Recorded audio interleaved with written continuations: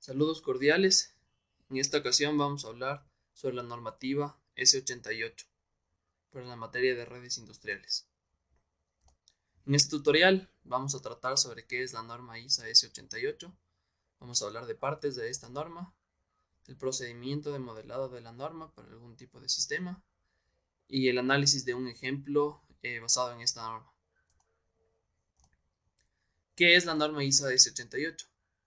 Básicamente, la norma S88 desarrolló una metodología batch que permite a la industria crear formas estándares para automatizar la producción batch, al mismo tiempo reducir tanto la complejidad como los costos asociados a los sistemas propietarios.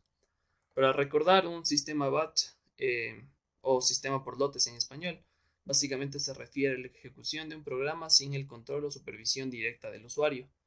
Este tipo de programas se caracterizan porque su ejecución no precisa ningún tipo de interacción con el usuario.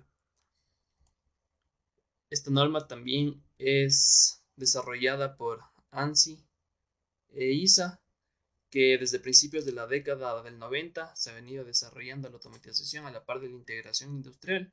Se ha observado las grandes ventajas que este tipo de tecnologías ofrecen, pero también en cierto modo es un poco complicado, así que instituciones como la ISA, que es Sociedad Internacional de Automatización, o la ANSI, que es Instituto Nacional Americano de Estándares, observaron esto y trabajaron en conjunto para crear un protocolo de comunicaciones que permita unir los sistemas de gestión con el nivel de planta. También nos da una serie de normas y de pasos para poder estructurar y automatizar un sistema, y tiene varias partes. Vamos a hablar de las partes de la norma.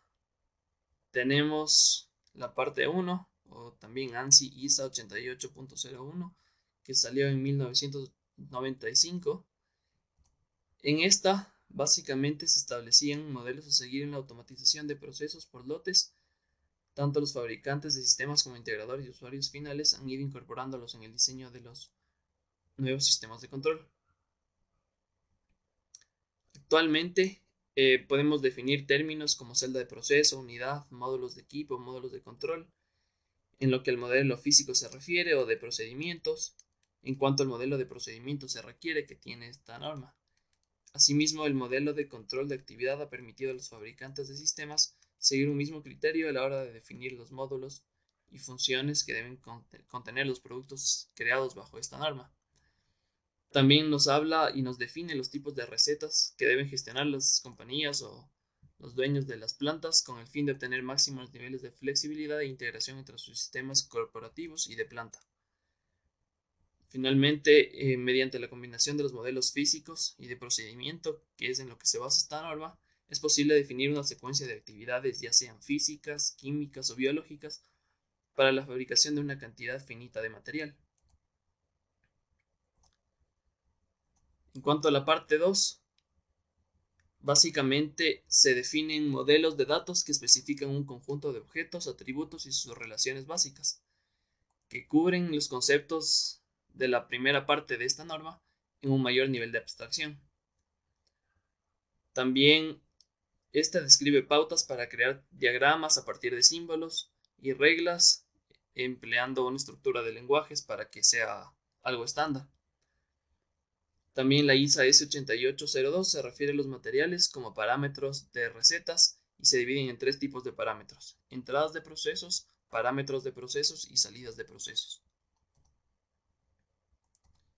Cuanto a la parte 3, básicamente especifica más lo que habla la parte 2 de esta norma en cuanto a la implementación de una receta general y las estructuras de fabricación.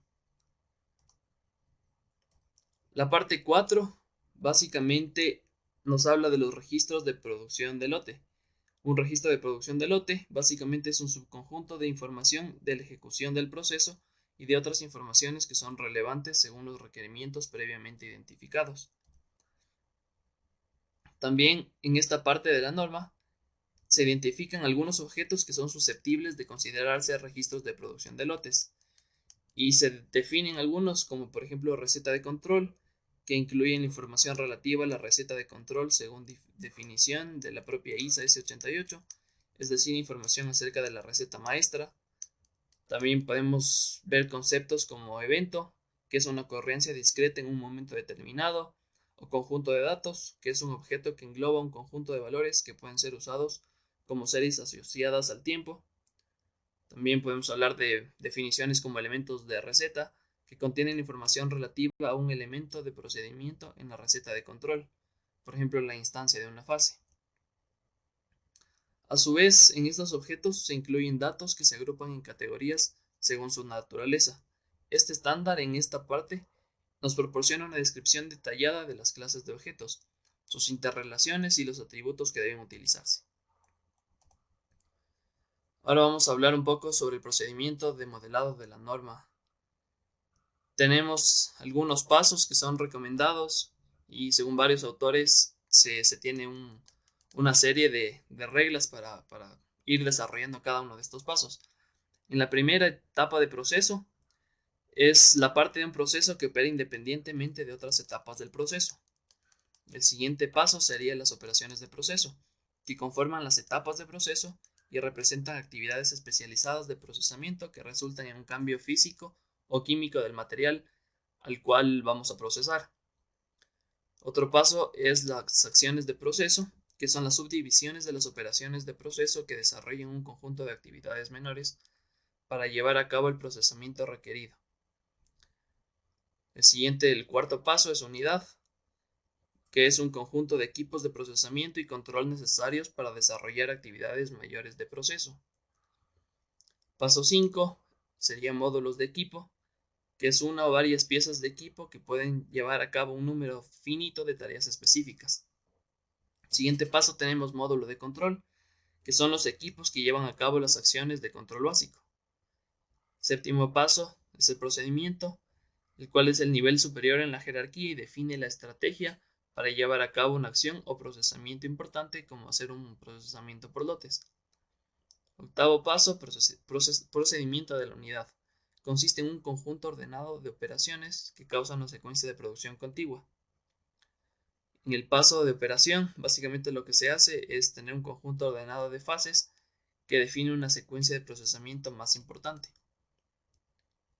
En el punto de fase, este es un elemento de control procedimental que puede llevar a cabo una tarea orientada a un proceso. Después pasaríamos a realizar la receta maestro, que es un nivel que va dirigido a la célula de proceso o un subconjunto de equipos de la célula de proceso. Y por último tenemos la receta de control, que es una copia de una versión específica de una receta maestro, en donde se modifica en caso necesario la programación o puede ser la información operativa específica para un proceso en especial. Aquí tenemos un cuadro con un modelo según la norma S88, en donde se dividen en tres grupos grandes que trata esta norma, que son el físico, el procedimiento y el control de la actividad, con sus respectivos pasos, que ya los hemos analizado previamente. Básicamente son pasos que se deben tomar para poder realizar la estructuración de un sistema en general. Puede ser de producción de lotes según una norma estándar que nos garantiza la comunicación entre todos los elementos y la comunicación entre el sistema de gestión administrativo de la planta y el nivel de planta en sí. Ahora procederemos a pasar a analizar el ejemplo.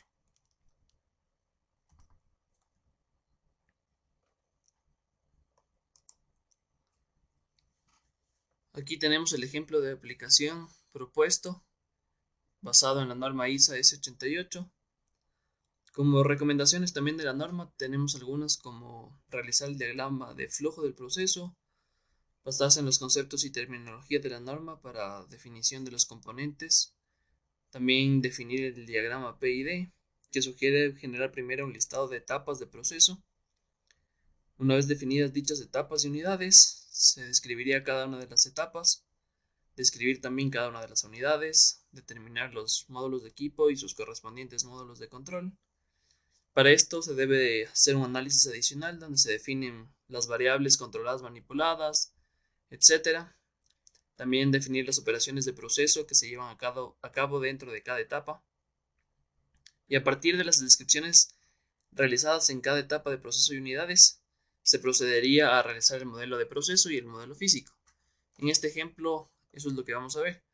Primero podemos ver que tenemos la construcción del modelo del proceso y tenemos una tabla donde encontramos el proceso, la etapa de proceso, operación del proceso, actividad del proceso. Más adelante vamos a encontrar desarrollados los demás pasos que hemos estado analizando en los minutos previos.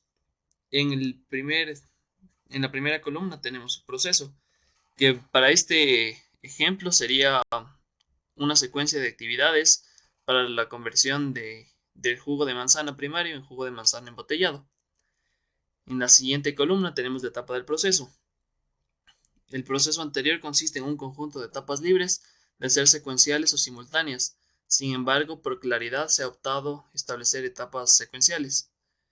Después tenemos la operación del proceso, que básicamente son subetapas de las etapas del proceso que ya vimos previamente, y cada etapa se ha subdividido en operaciones de proceso, buscando representar mediante las mismas las actividades de proceso principales. Y después tenemos las acciones de proceso, que son en sí puntos más específicos. Cada operación de proceso se divide en acciones de proceso que buscan representar las actividades de procesamiento secundarias. Vamos a seguir analizando. Aquí tenemos un resumen de las operaciones que se han hecho en el cuadro anterior, y con esto se procede a construir un modelo físico. Con los pasos que ya vimos o con las sugerencias se realiza un diagrama PID, y aquí podemos ver los tanques, el tanque de solución, las válvulas, los motores, agitadores, etcétera, donde tenemos todo el sistema físico en sí del sistema. También tenemos identificación de unidades, que ese es uno de los pasos que habíamos visto. Entonces aquí lo que se trata de hacer es ver el conjunto de equipos de procesamiento y control necesarios para poder desarrollar actividades en el sistema. Entonces tenemos todas las unidades, jugo de manzana, etcétera. Tenemos también identificación de módulos de equipo y módulos de control, que básicamente son los equipos que llevan a cabo las acciones de control básico. Entonces, por ejemplo, tenemos el tanque, los motores, que se debe quitar el contenido. Igual tenemos otro diagrama que nos explica lo visto previamente. Tenemos los datos de control de flujo. Todo esto para los diagramas físicos se representa mediante diagramas PID.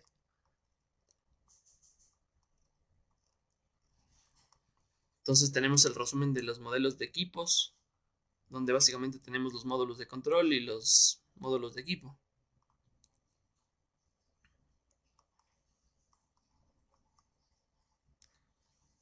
Y básicamente eso ha sido todo. Entonces podemos ver cómo se han procedido a modelar este sistema basándose en la norma ISA S88, siguiendo los pasos que hemos visto previamente. Y con esto ya tenemos un esquema estándar, podríamos decir, para tener una producción por lotes.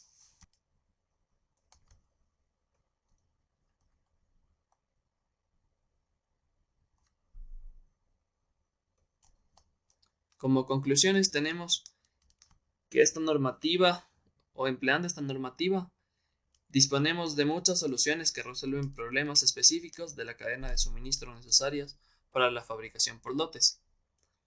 También, al ser un estándar, esta norma ha sido ampliamente asumida por el mercado de la automatización de los procesos de fabricación por lotes, y actualmente ya hay muchas experiencias y sistemas en funcionamiento en varias industrias que permiten fabricación flexible sin necesidad de reingeniería. Esto es una gran ventaja, pues si queremos introducir nuevas mejoras en un proceso o en el sistema, esto se puede hacer de una forma muy amigable. Esto también representa un nuevo paso en la estandarización de los sistemas relacionados con la automatización de procesos por lotes, pues se dispone en el mercado de varias herramientas que permiten implementar modelos definidos en este estándar. También básicamente lo que hacemos con esta norma, como ya hemos podido ver, nos permite estructurar de mejor manera todos los datos que se generan, de forma de que sea más fácil interrelacionarlos, aunque provengan de diferentes fuentes, manteniéndose la integridad de los mismos. Esto ha sido todo, muchas gracias.